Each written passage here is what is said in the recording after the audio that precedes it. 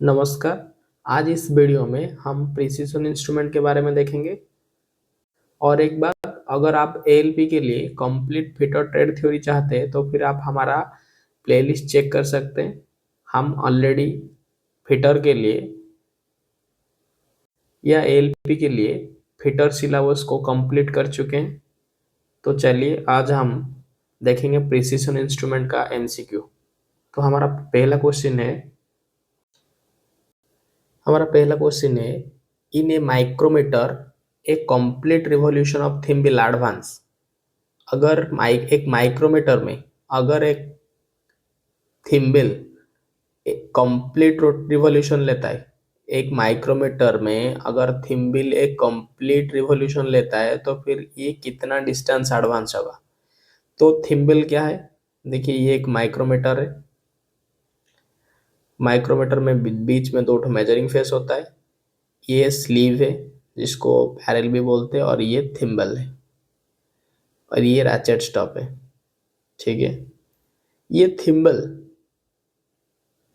Thimble ये thimble अगर complete एक रोटेशन लेता है, ये बैरल के ऊपर 0.5 mm कवर करेगा, क्योंकि इसका अंदर जो स्क्रू है उसका पिच 0.5 mm है। मतलब एक कंप्लीट रोटेशन लेने से थिम्बल अगर एक कंप्लीट रोटेशन लेगा तो फिर बैरल या स्लीव के ऊपर 0.5 mm मूव करेगा। ठीक है, तो हमारा आंसर होगा कि क्या ना, ऑप्शन सी होगा हमारा आंसर 0.5 mm। ठीक है, नेक्स्ट क्वेश्चन देखेंगे। नेक्स्ट क्वेश्चन दिया है the least count of vernier bevel protractor. Vernier bevel protractor का लीस्ट काउंट पूछा है। हमें पता है वॉर्नियर विवेल प्रोटेक्टर जो है वो एंगल मेजरमेंट करता है, जिसका लिस्ट काउंट 5 मिनट है। यहाँ मिनट सिंबल में दिया है। फिर मिनट 5 में जो ये ऊपर में जो साइन दिया गया है ये मिनट का सिंबल है, तो हमारा आंसर होगा ऑप्शन बी 5 मिनट। ठीक है, नेक्स्ट क्वेश्चन देखेंगे। नेक्स्ट क्वेश्चन दिया है the least count of metric micrometer. Least count of metric micrometer हमने पढ़े थे, outside micrometer, inside micrometer, depth micrometer. ये तीनों का जो लिस्ट काउंट था 0.01 mm था। ठीक है, और ये जो दिया है मेट्रिक आउटसाइड मेट्रिक माइक्रोमीटर, ये भी वही माइक्रोमीटर है जिसका लिस्ट काउंट है 0.01 mm, जो कि ऑप्शन ए में है। ठीक है, नेक्स्ट क्वेश्चन देखेंगे। नेक्स्ट क्वेश्चन दिया है an outside micrometer has a negative error. एक आउटसाइड माइक्रोमीटर है जो कि नेगेटिव एरर है। The correct reading can be taken by. Correct reading कैसे लिया जाएगा? देखिए, जब कोई नेगेटिव में होता है, कोई भी मेजरिंग इंस्ट्रूमेंट मेजर करने से पहले उसका जीरो सेटिंग चेक करना जरूरी है। अगर कोई instrument measuring instrument zero setting सही नहीं है तो फिर इसका दो डिफेक्ट हो सकता है। आइदर ये नेगेटिव एरर होगा, नहीं तो ये पॉजिटिव एरर होगा। ठीक है, अगर कोई नेगेटिव एरर है तो फिर उसको पॉजिटिव करने के लिए इसमें नेगेटिव जितना होगा उसी को ऐड करना पड़ेगा। लेकिन अगर कोई पॉजिटिव एरर है उसको नेगेटिव करने के लिए उसमें क्या करना पड़ेगा, सब्सट्रैक्ट करना पड़ेगा। कैसे? देखिए, एक आदमी एक आदमी क्या है ना, 15,000 लोन लिया है। 15,000 लोन लिया है, उसको जीरो, अगर उसको जीरो लोन करना है तो फिर ये क्या करेगा, 15,000 उसको जो जिसको लिया था उसको देगा। तो ये क्या किया, 15,000 उसको देगा। अगर किसी आदमी के पास 15,000 एक्स्ट्रा है, उसको जीरो करना है तो फिर उससे 15,000 ले कोई दूसरा आदमी लेना पड़ेगा।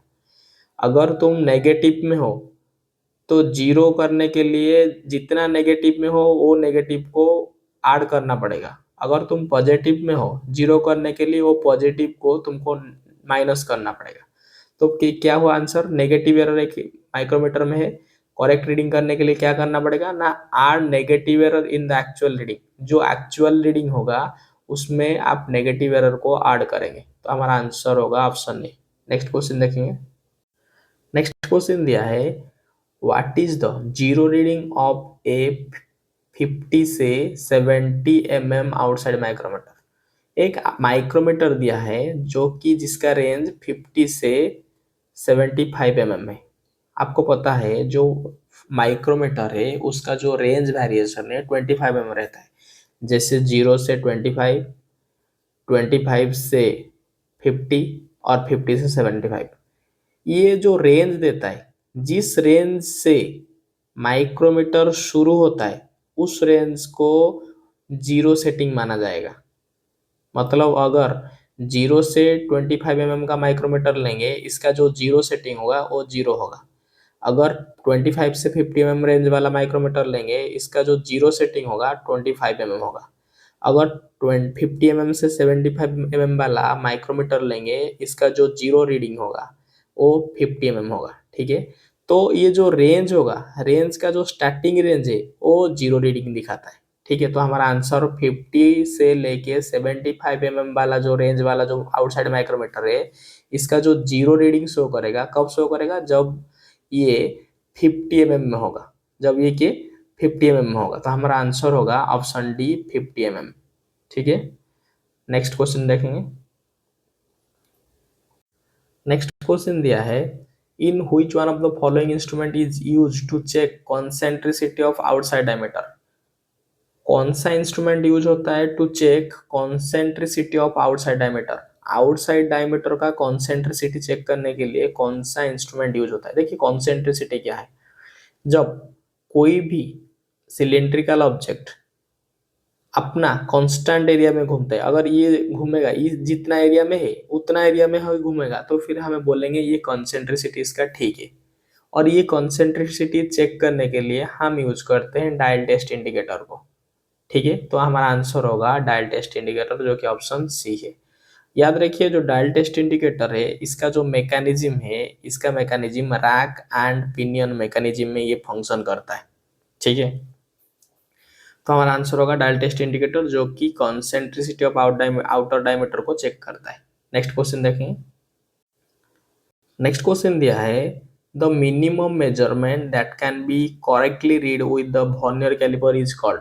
वर्नियर कैलिपर के साथ, वर्नियर कैलिपर के मदद से जो मिनिमम मेजरमेंट, जो मिनिमम मेजरमेंट चेक किया जाता है, जो मिनिमम मेजरमेंट लिया जाता है, उस मिनिमम मेजरमेंट को क्या बोला जाता है। देखिए कोई भी मेजरिंग इंस्ट्रूमेंट है, उसका जो मेजरिंग है वो कुछ लिमिट में होगा। वो मिनिमम कितना रेंज से मेजरिंग शुरू करता है और मैक्सिमम कितना रेंज तक मेजरिंग करता है, उसका एक रेंज होगा। जो भी मेजरिंग इंस्ट्रूमेंट मिनिमम मेजरमेंट जितना करेगा, वो मेजरिंग इंस्ट्रूमेंट का वो मिनिमम मेजरमेंट को लीस्ट काउंट बोलेंगे। अगर वर्नियर कैलिपर अगर 0.02 mm मिनिमम मेजरमेंट करता है, इसीलिए इसका जो लिस्ट काउंट होगा 0.02 mm होगा। तो मिनिमम मेजरमेंट, जो मेजरिंग इंस्ट्रूमेंट मिनिमम मेजरमेंट जितना मेजर, बोलने का मतलब मेजरिंग इंस्ट्रूमेंट का मिनिमम मेजरमेंट को लिस्ट काउंट बोलते हैं। मेजरिंग इंस्ट्रूमेंट मिनिमम मेजरमेंट जितना कर सकता है, उस मेजरमेंट को लिस्ट काउंट बोलते हैं। ठीक है, तो अब आंसर हमारा होगा option B least count. Next question देखेंगे।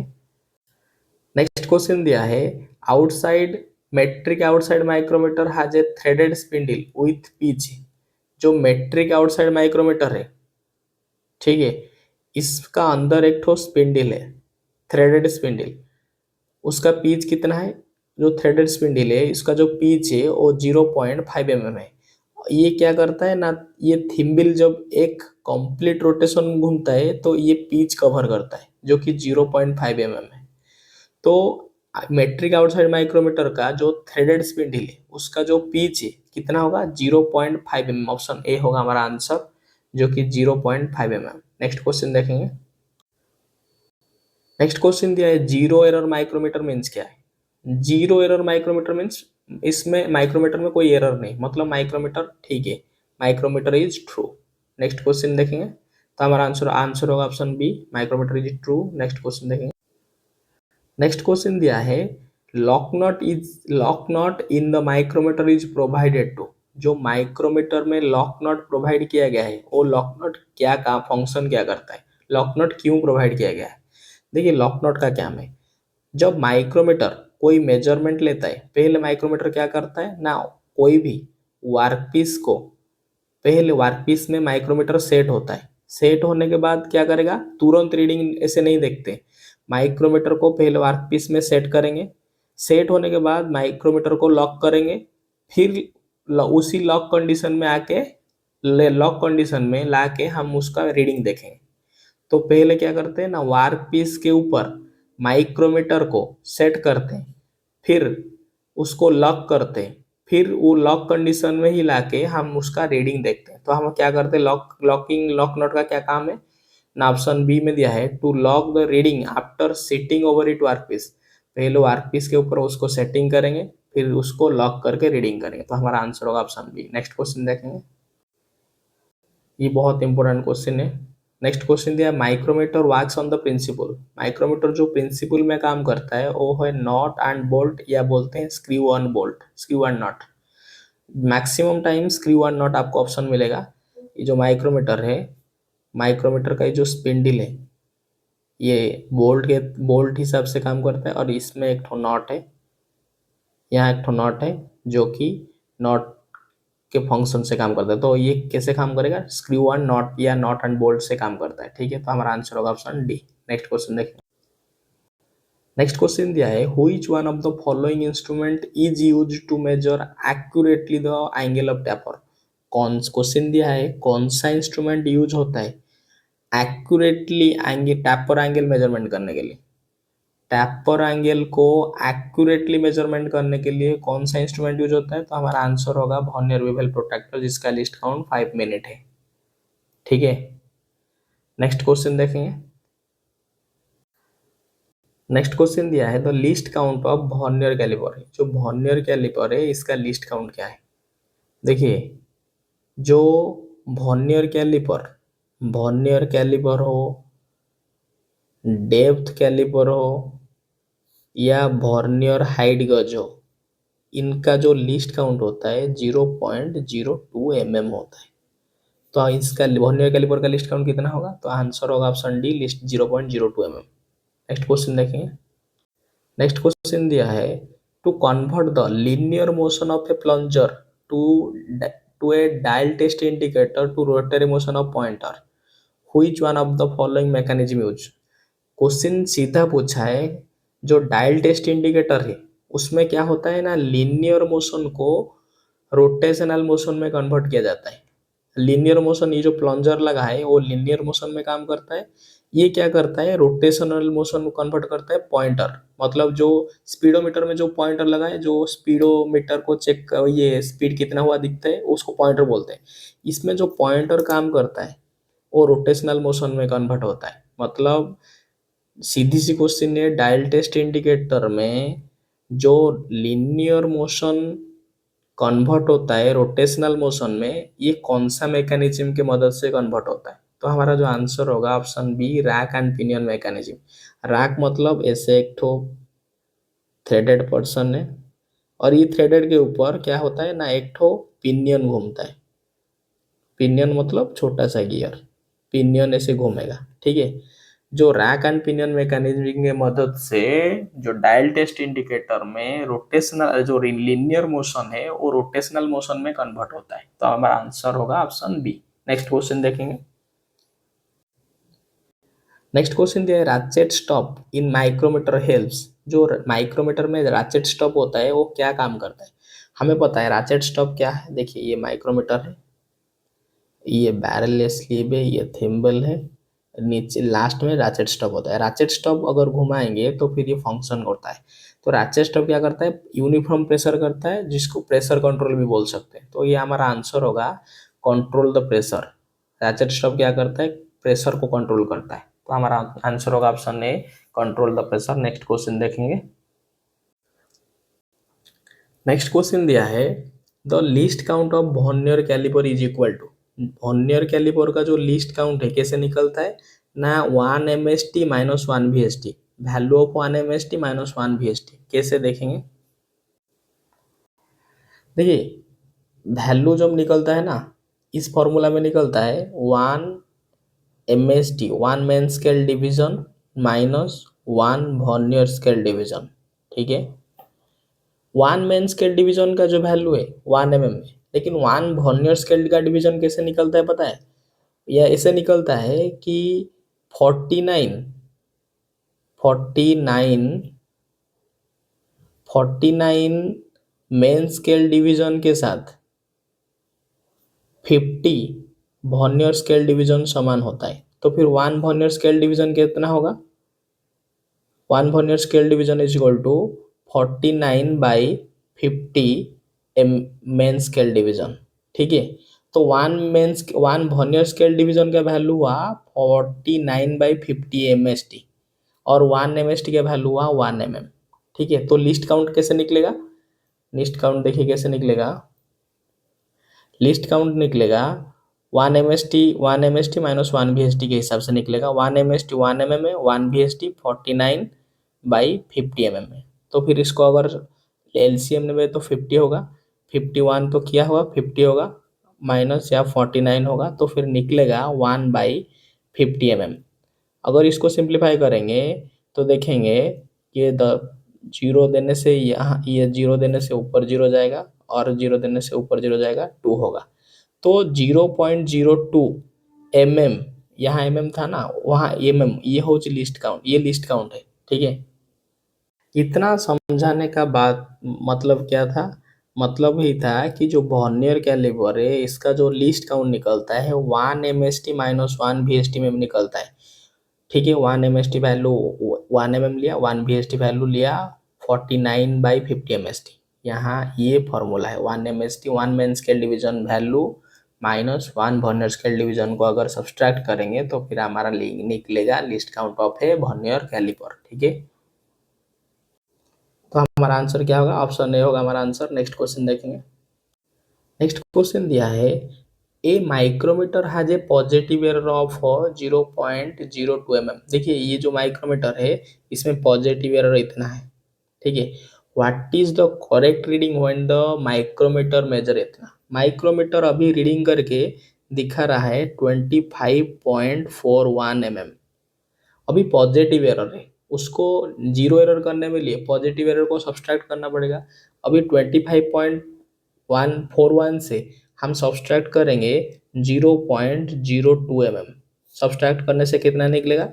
निकलेगा 11, 11 से 2 जाने से 9, 3, 25। तो हमारा 25.39 जो होगा ये हमारा करेक्ट रीडिंग होगा। तो हमारा जो आंसर होगा, हमारा आंसर होगा ऑप्शन ए 25.39। ठीक है, नेक्स्ट क्वेश्चन देखेंगे। देखिए नेक्स्ट क्वेश्चन दिया है a micrometer has negative error of 0.03 mm। इसमें नेगेटिव एरर हो गया है। What is the correct reading when the micrometer measure 40.53 mm। अभी माइक्रोमीटर क्या शो कर रहा है? 40.53 mm शो कर रहा है और ये नेगेटिव एरर है। इसको जीरो एरर में लाने के लिए, जीरो एरर में लाने के लिए क्या करना पड़ेगा? नेगेटिव एरर को मेजरिंग जितना मेजरमेंट हुआ है उसमें ऐड अगर कर देंगे तो फिर ये जीरो एरर का मेजरमेंट दिखाएगा। ठीक है, तो अगर ये मेजरमेंट में अगर हम क्या ऐड करेंगे?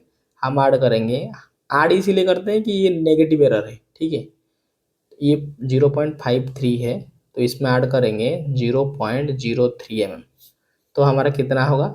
40.56 mm होगा हमारा आंसर। ये करेक्ट रीडिंग होगा जो कि हमारा ऑप्शन बी में है। तो हमारा आंसर होगा option B 40.56 mm। Next question देखेंगे। नेक्स्ट क्वेश्चन दिया है zero error of a 50 to 75 mm outside micrometer can be checked with.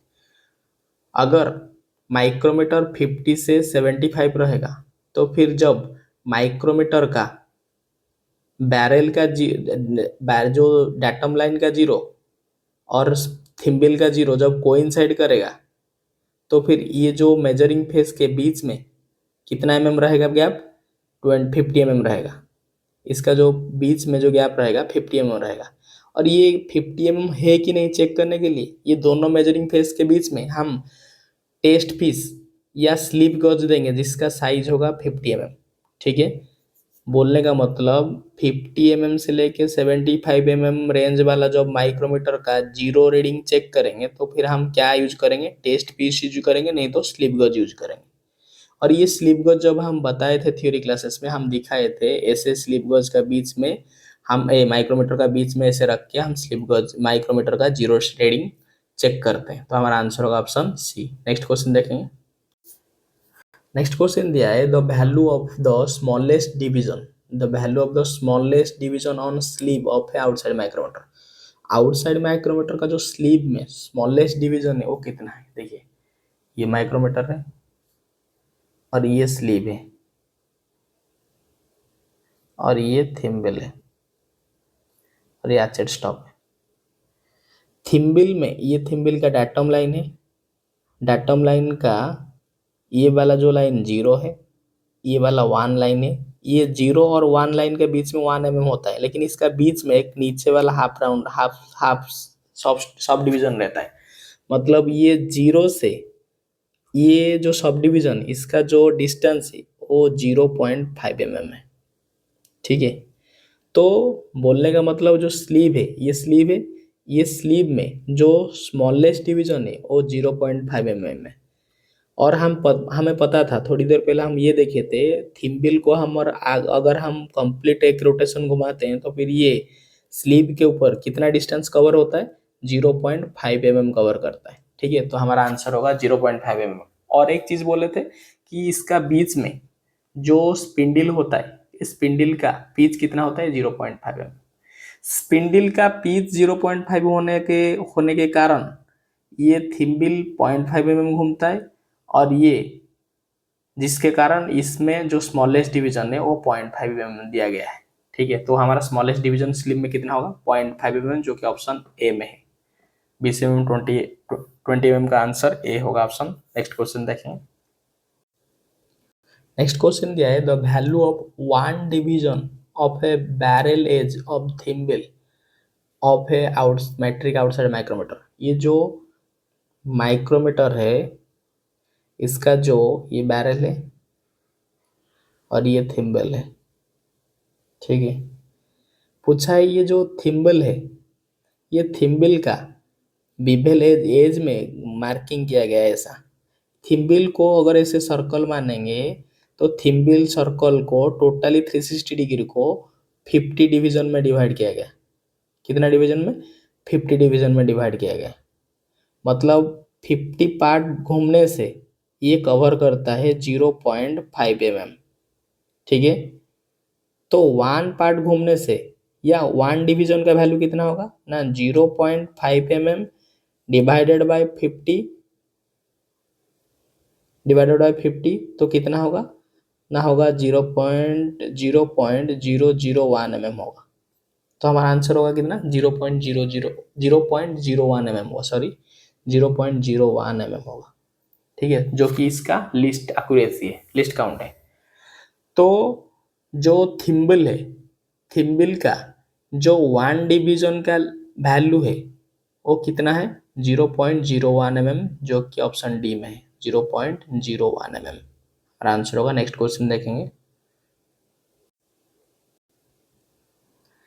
If the zero graduation of thimble division of an outside micrometer is below that datum line when the measuring phase of the micrometer are in contact। देखो जब measuring face दोनों का contact में आता है, जिस micrometer का दोनों मेजरिंग फेस कांटेक्ट में आएगा मतलब दोनों मेजरिंग फेस ऐसे टच करेगा, तो फिर ये हमें मालूम होगा कि ये 0 से लेकर 25 mm वाला माइक्रोमीटर है। क्योंकि इसको छोड़ के जितना भी माइक्रोमीटर है उसमें दोनों मेजरिंग फेस टच नहीं होगा, क्योंकि उसका रेंजेस 25 mm वैरी करेगा और 0 से कोई वैरी नहीं होगा। तो जो जब दोनों मेजरिंग फेस टच है और ये डाटम लाइन जो कि स्लीव में डाटम लाइन है और जो थिम्बल में जीरो लाइन है वो सेम में रहना चाहिए। देखिए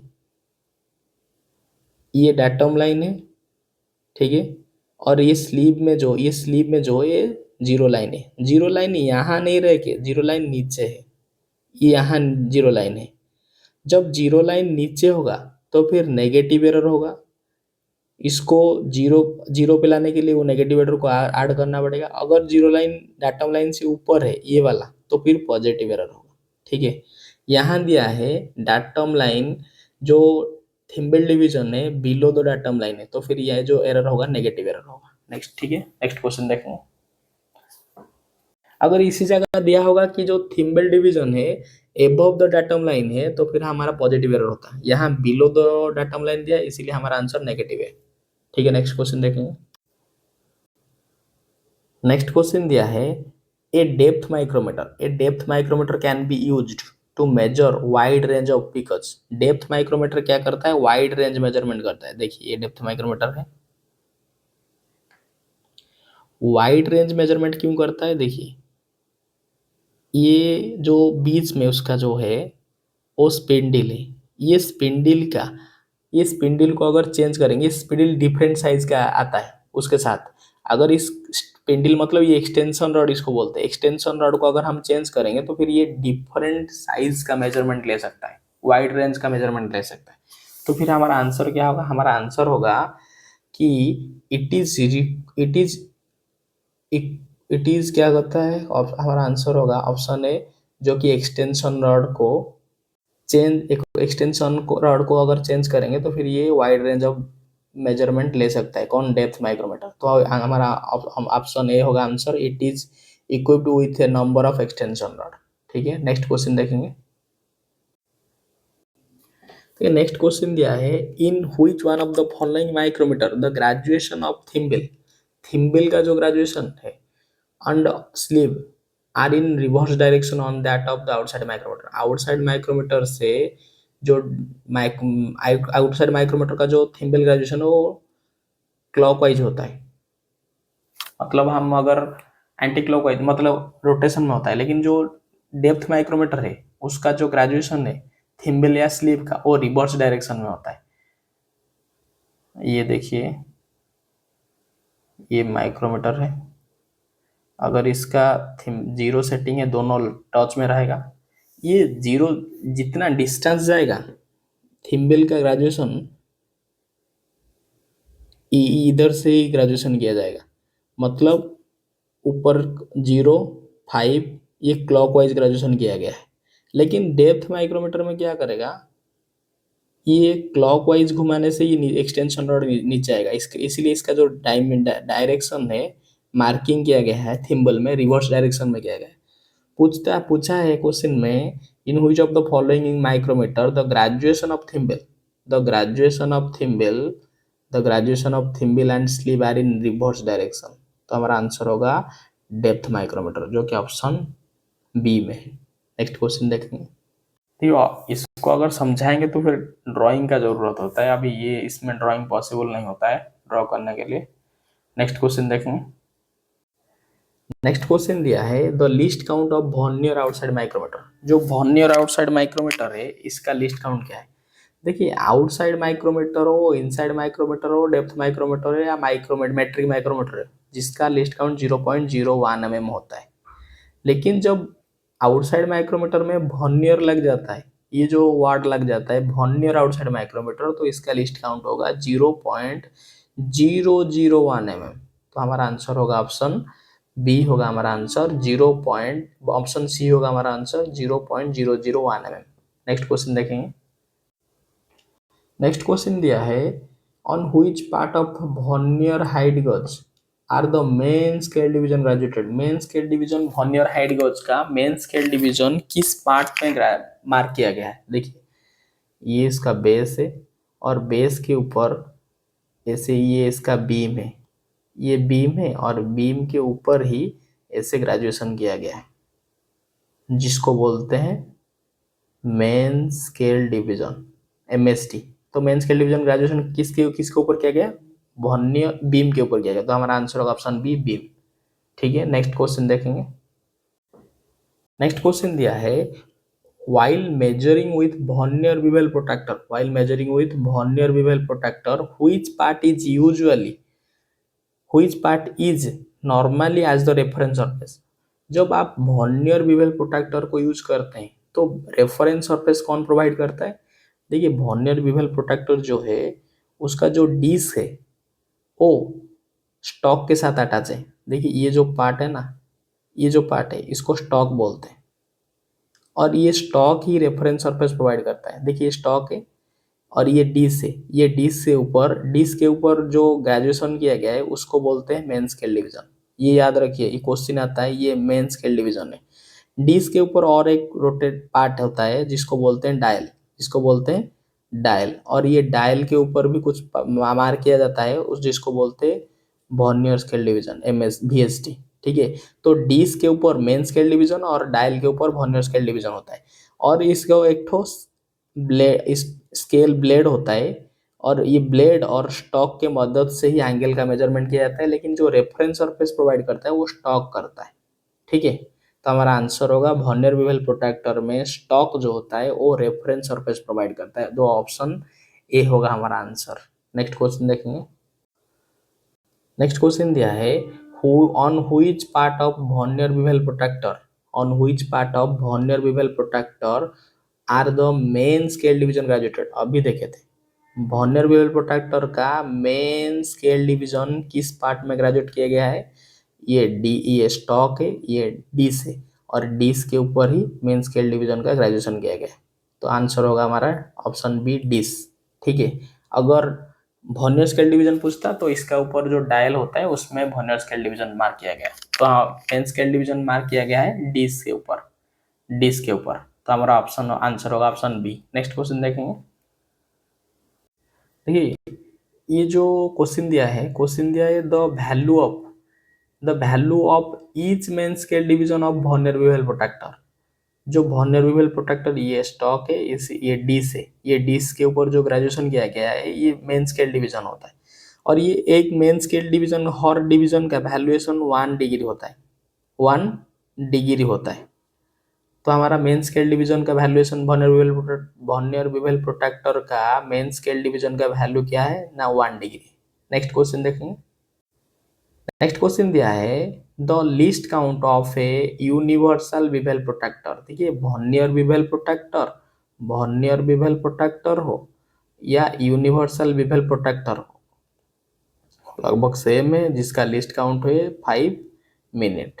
ठीक है, तो हमारा आंसर होगा option B 5 minute. Next question देखेंगे। नेक्स्ट क्वेश्चन दिया है the least count of a vernier depth gauge. देखिए, वर्नियर कैलिपर हो, फिर से बता रहे हैं, वर्नियर कैलिपर हो, वर्नियर हाइट गज हो या वर्नियर डेप्थ गज हो, इसका जो लिस्ट काउंट है 0.02 mm होगा। तो हमारा आंसर होगा ऑप्शन डी 0.02 mm। ठीक है, नेक्स्ट क्वेश्चन देखेंगे। नेक्स्ट क्वेश्चन दिया है vernier depth gauge is use to measuring. Vernier depth gauge किस चीज का मेजरमेंट करता है?